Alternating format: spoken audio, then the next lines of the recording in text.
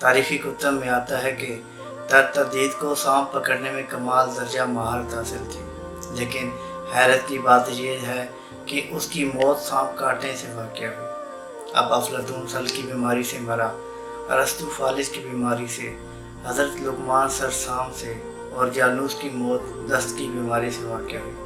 اب حیرت کی انتہا یہ ہے کہ ان سب بیماریوں کی وجہ سے جن کی موت ہو رہی ہے، ان سب کو انہی بیماریوں پر کمال درجہ مہارت حاصل تھی، لیکن انہی وجوہات کی وجہ سے ان کی اپنی موت واقع ہو گئی۔ اس سے یہ پتہ چلتا ہے کہ انسان جس سے محبت کرتا ہے اسی محبت میں اپنی جان دیتا ہے۔ قارون دولت کی محبت میں مرا، مجنوں لیلیٰ کی محبت میں، اور اسی طرح طالب خدا طالب حق کی تلاش میں اپنی جان گنوا دیتا ہے۔